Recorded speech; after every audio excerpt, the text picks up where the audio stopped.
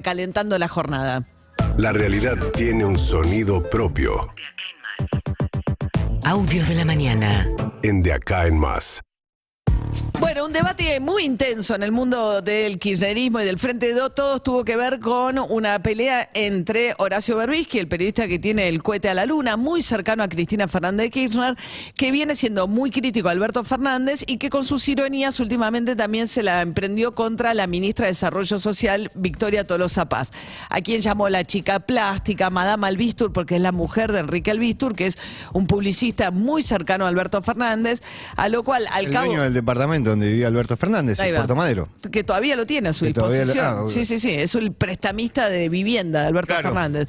Y en ese contexto consideró gran parte del gabinete que la forma en que la estaba tratando era de falta de, digamos, que había un ensañamiento particular y además, sobre todo, cómo elige destratarla, que todo tiene que ver con ser la esposa de o ser bonita, supuestamente.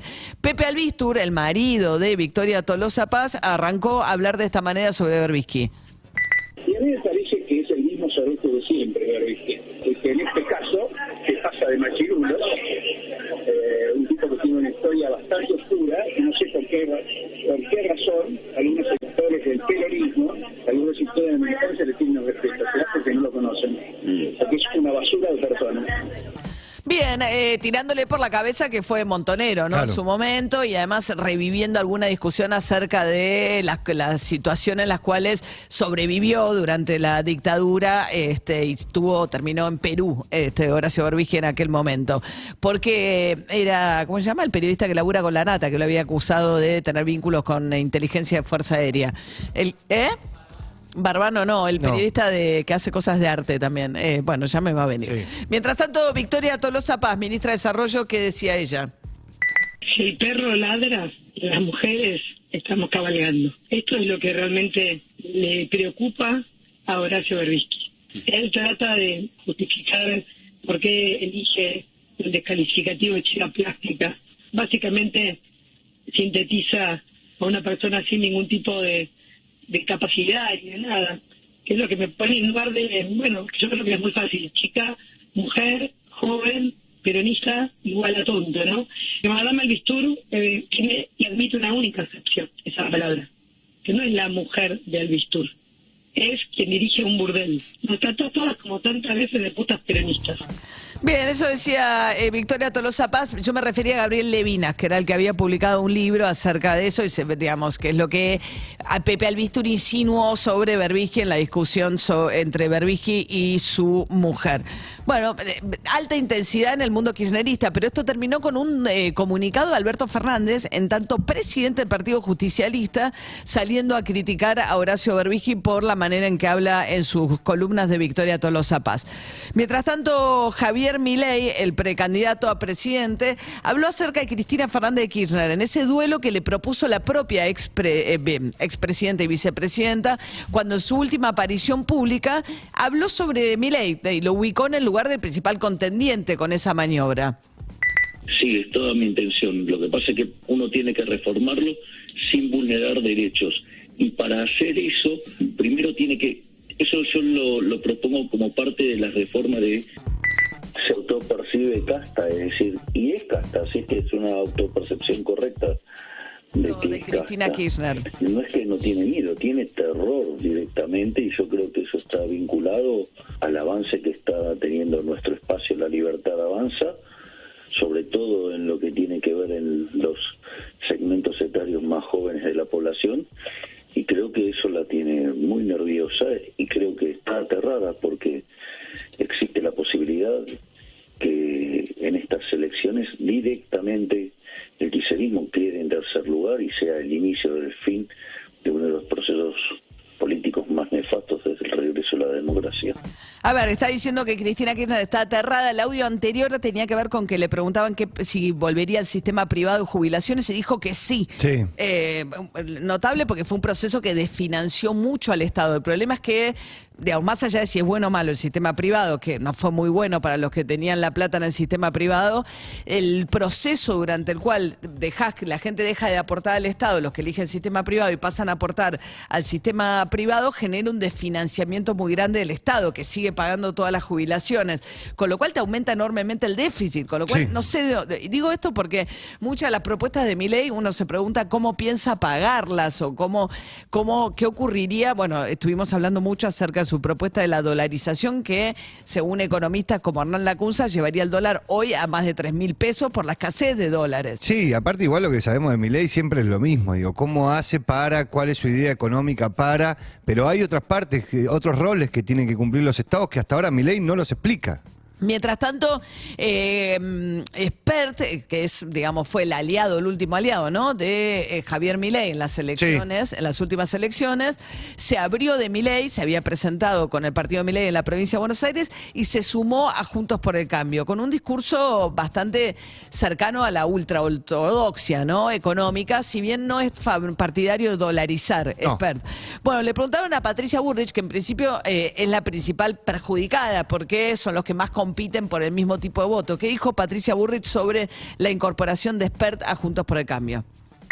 Bueno, a mí me parece que es bueno. Spert es una persona inteligente, es una persona que tiene una línea de pensamiento que hoy es una línea que ayuda a ordenar el país, que ayuda a que haya más libertad, una economía más ordenada, una economía con proyección. Tiene las mismas ideas que nosotros tenemos, por supuesto que él tiene matices, por eso viene de otro lado, pero son matices totalmente compatibles en una coalición. Así que yo veo todo positivo. Bien, mientras tanto, los que están viendo todo positivo alrededor de Massa, a pesar de las dificultades que atraviesa la economía, es la Cámpora, dando a entender que podría llegar a ser el candidato de ese espacio, ¿no? Sergio Massa, esto es lo que se está hablando en los últimos días. Andrés El Cuervo Larroque, el ministro de Desarrollo y secretario general de la Cámpora, aunque dijo que iba a dejar ese cargo, no sé finalmente qué pasó. No, la Cámpora no hace muy pública la democracia interna de la Cámpora no es el fuerte de la organización, que tiene a Máximo Kirchner de líder desde su nacimiento. A ver, ¿qué decía Larroque? Está comprometido, un esfuerzo inmenso, frenar la corrida del otro día. Está hablando de Massa. Martes no sabíamos si llegábamos al viernes, y acá estábamos viernes y arrancaremos la semana que viene y veremos cómo sigue la pelea. Si vos tenés un ministro de Economía sin pericia, con una corrida de esa magnitud, ¿dónde terminás? Da la impresión que hay un apoyo, ¿no?, de Cristina a Massa. Y bueno, pero fue claro ayer en el discurso, te repito, en la pelea que se está dando, desde las diferencias que podemos tener, es obvio que él está comprometido con la situación y que no hay un escenario posterior si la situación se desbanda, ¿no? No hay después si no arreglamos el problema ahora, pero hay un guiño también a Massa, ¿no? Sergio Massa, que va a acompañar a Alberto Fernández en un viaje en el día de mañana a Brasil. Siguen buscando formas alternativas de financiar el comercio exterior sin tener que recurrir a dólares. Lo hicieron activando este intercambio con China, con yuanes, que es un crédito que hay que pagar para usar yuanes. Buscarán usar ahora reales en el comercio con Brasil. ¿Qué decía el ministro de Economía? No solamente nos animamos a intervenir cuando vemos 4 vivos que quieren aprovechar incertidumbre para generar incertidumbre económica. También intervenimos a la hora de invertir para aumentar la superficie sembrada, para darle valor agregado a nuestra economía y para darle, sobre todas las cosas, la posibilidad a nuestras provincias que no son del núcleo húmedo pampeano a pensar en cultivos intensivos que se puedan exportar, porque la salida de la Argentina es una sola, que es vender trabajo argentino al mundo. Bien, mientras tanto, Juan Grabois, de Patria Grande, que está promoviendo su propia candidatura presidencial dentro del espacio del Frente de Todos, tocó un tema muy delicado que tiene que ver con los alquileres y hizo pública su propuesta, muy delicado, digo, por la situación de los que buscan alquilar en la ciudad de Buenos Aires en un mercado dificilísimo. ¿Qué decía? alquiler justo. En Argentina hay más de 10 millones de inquilinos que dejan en algunas ciudades hasta el 40% de su sueldo. Es casi volver a la Edad Media, ser un siervo, trabajar para dormir. Tenemos que terminar con eso. Fíjense que en la ciudad de Buenos Aires hay 200.000 viviendas vacías. En ninguna ciudad europea se permite esto. Hay impuestos fuertísimos a las viviendas ociosas. Además, en París, por ejemplo, el 20% de los departamentos están en alquiler social o protegido. Lo mismo sucede en Berlín, en Estocolmo, en Viena. No digo ir al 20% de un día para el otro, pero podemos en 5 años llegar a un stock del 5% de viviendas en alquiler social. Gravar la vivienda ociosa, garantizar el alquiler social son formas de disminuir fuertemente los precios del alquiler. Bien, algunos de los debates con el tema del alquiler, Sí, bueno, digo, no lo decía, pero ciudades como Nueva York obligan a las constructoras a construir cuando hacen edificios y poner parte de un porcentaje chico, pero de esos departamentos para el sistema social. Para que puedan acceder a la vivienda. Es que además en un país como el nuestro, con inflación y falta de acceso al crédito hipotecario, vos tenés necesariamente cada vez un proceso de mayor inquilinización y tenés más gente entrando al mercado de alquiler y menos propiedades en oferta, compitiendo con lo que es la demanda también en dólares del alquiler temporario. Eso hace que el sistema esté estallado para los pobres inquilinos. Mientras tanto, Santiago Maratea, el influencer que empezó a juntar plata para Independiente, reveló que él se va a quedar con el 5% de lo que recaude. Yo me llevo el 5% y el resto de los gastos la verdad que no lo sé, los averiguo, o sea, los costos de cada uno de abogado, contador, auditores, escribanos, trámites, yo los averiguo, pero sigue siendo el 5%.